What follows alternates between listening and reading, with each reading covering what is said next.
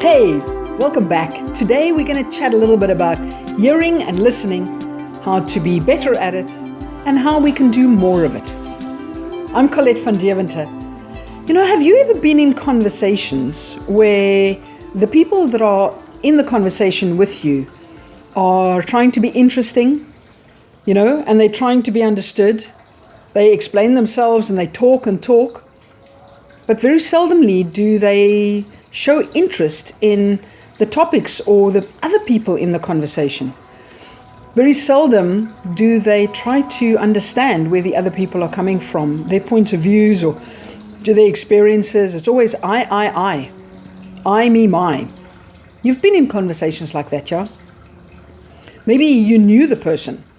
Maybe you knew the person intimately.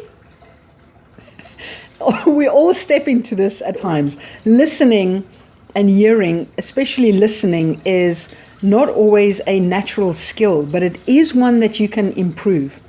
And how do you do that?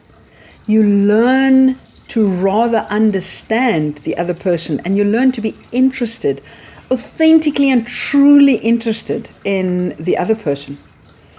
Because only then, once they feel kind of interested, well, they feel that you are interested and they feel that you understand them a little bit better, only then will people start giving a little bit of energy in trying to understand your opinion, trying to understand your point of view, or even you as a human being.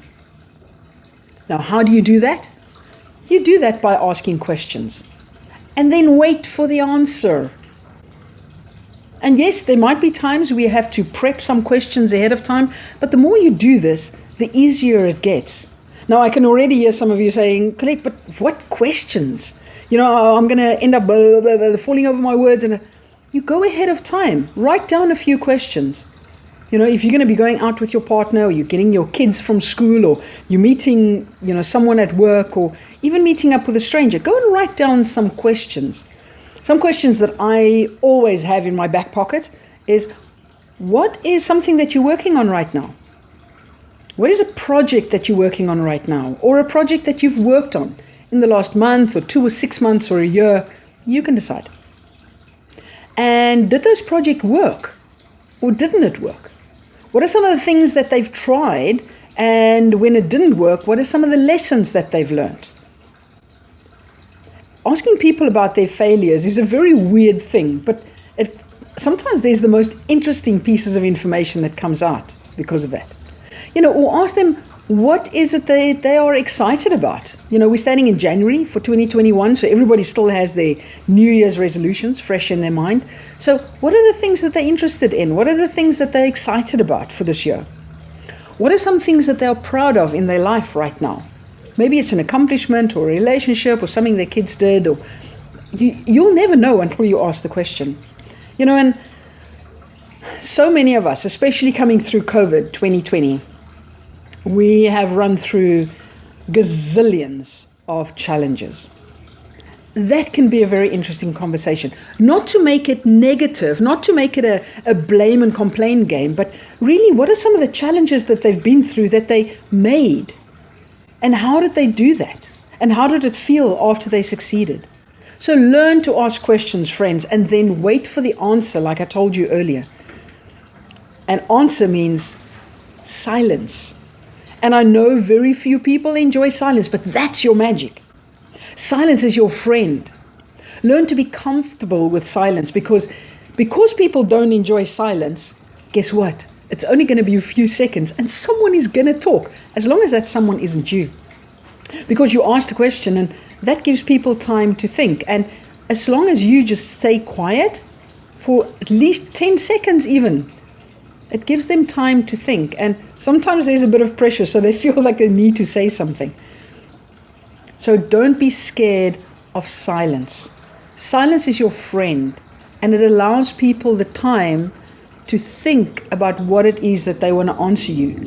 And I mean going second or third level deep, outside of just the normal answer that they will generally give people on that question. So remember that. Silence is your friend.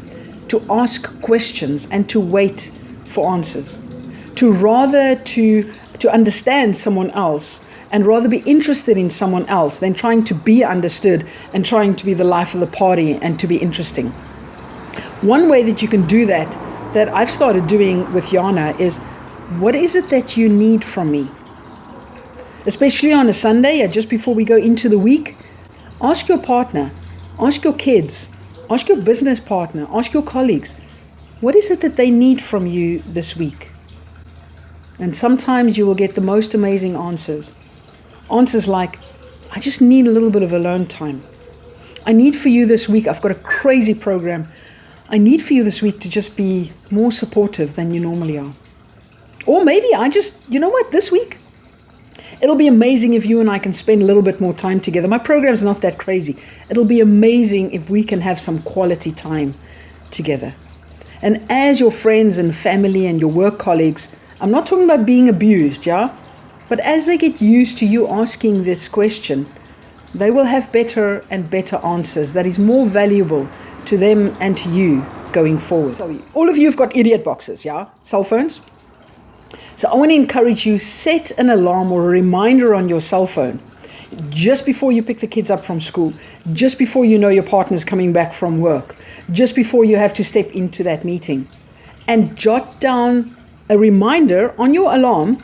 What are some questions that you want to ask? Or even just a reminder, remember to listen. Remember to hear. Or remember to ask questions. Friends, it gets easier. Learning a new skill is never easy in the beginning. And if you are already a good listener, this is your challenge to step it up even more. And the more you listen, the more people will probably end up listening to you when you speak, because they return the favor, because you've been respectful enough to find out where they are really at. When people say things, I need for you to acknowledge that you heard them. Either nod your head or say, oh, that's interesting, or yes, or thanks for helping me understand where you are at right now. Thanks for helping me understand what you're struggling with right now. And then, friends, there might be times where you go, is this what you mean? And they're going to go, nope, that's not what I meant. I meant this and this and this.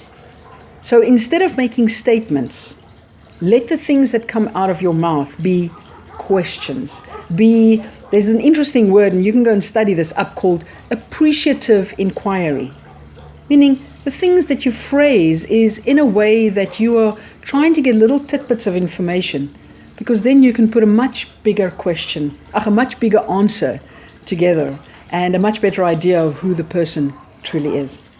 So friends, as you go into this next day, into this next week, yes, it'll take courage to learn this new skill.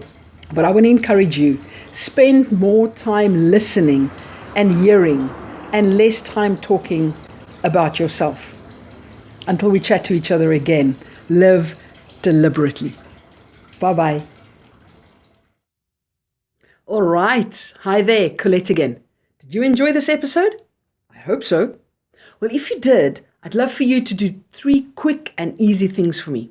Number 1, please share this video with someone. Number 2, press the subscribe button below, because I'll be able to then let you know when I bring out new videos again. And number 3, put your comment and especially your questions down below. It's your questions that motivate and inspire me to do these videos. So go right now and go and drop a comment or a question for me below. You know, friends, and every single day we have a choice to either live an ordinary life or to live an extraordinary life. And to live extraordinary, yes, it takes courage. So today, go and choose to live deliberately.